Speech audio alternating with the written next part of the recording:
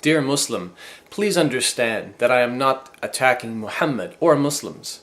In this video, I will be simply reading the Islamic sources and then asking you some brief questions for you to think about and for you to answer. In my previous video titled Why I Left Islam, I gave an example of the shocking, sexually immoral teachings of the Quran and Muhammad.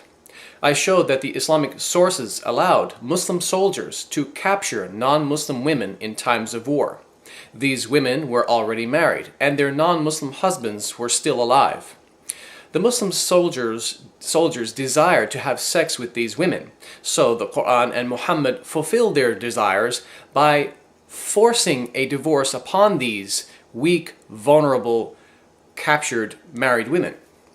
What was the end result of such an illegal divorce? Well, the Muslim soldiers were then given the go-ahead to marry these women and have sexual intercourse with them. Now that we know what Muhammad taught and allowed his Muslim soldiers to do to married captive women, let us find out what Muhammad himself did to such women in similar situations.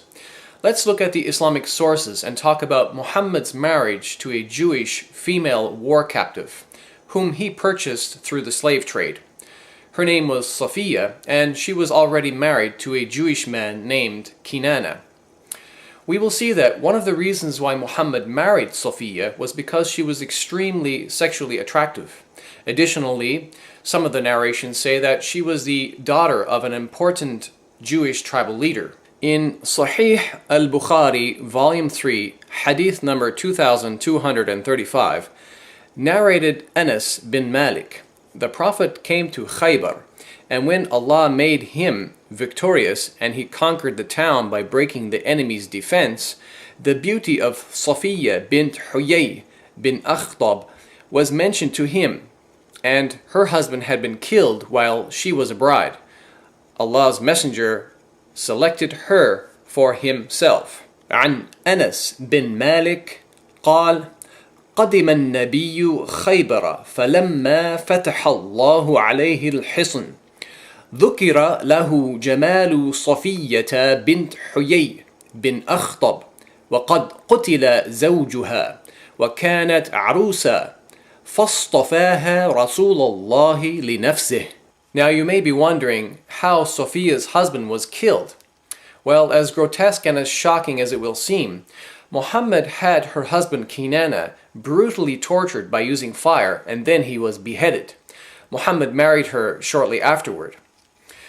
So to add insult to injury, not only did Muhammad take this man's life and his wife, but he took this Jewish man's wealth also, as we read in the book called Sira Rasulillah, or the biography of the Messenger of Allah by Ibn Ishaq, on pages 514 and 515. Starting from the bottom we read, when the apostle, meaning Muhammad, had conquered Al-Qamus, the fort of Ibn Abul Huqayq, Safiya, who was the daughter of Huyay bin Akhtab, was brought to him along with another woman.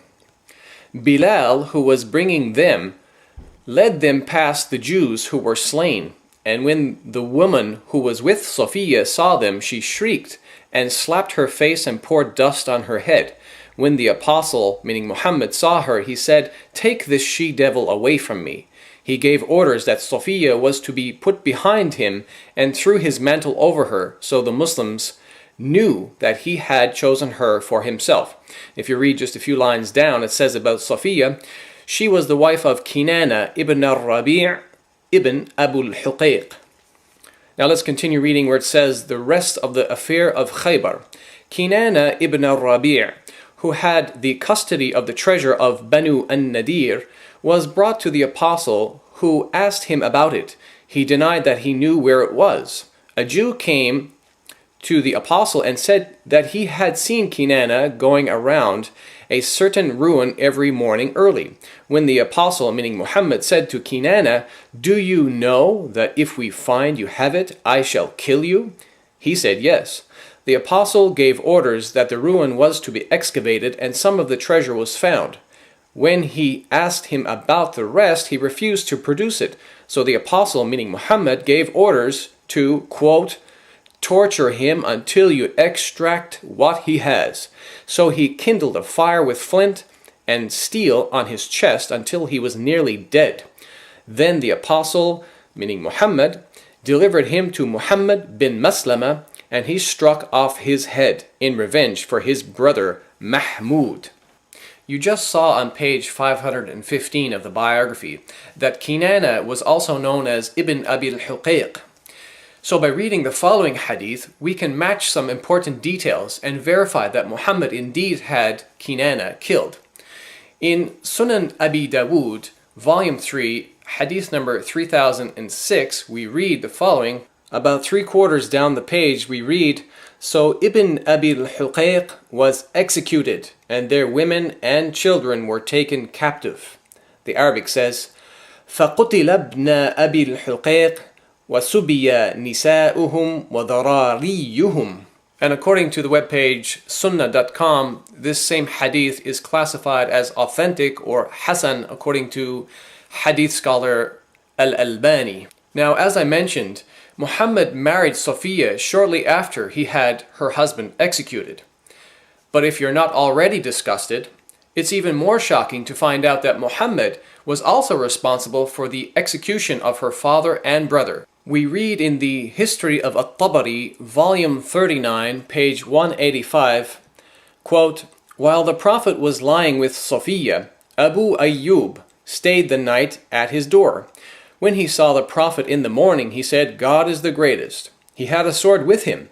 He said to the Prophet, 'O Messenger of God, this young woman had just been married, and you killed her father, her brother, and her husband, so I did not trust her not to harm you.' The Prophet laughed and said, 'Good.'"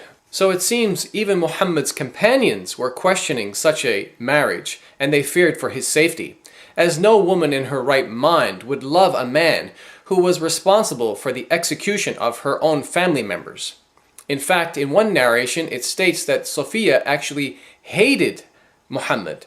In a book called Dala'ilun Nubuwa by Imam al-Bayhaqi, volume 4, page 230, we read, quote, "قالت وكان رسول الله من أبغض الناس إلي قتل زوجي وأبي فما زال يعتذر إلي," which means, Sophia said, "I hated the Messenger of Allah more than any of the people.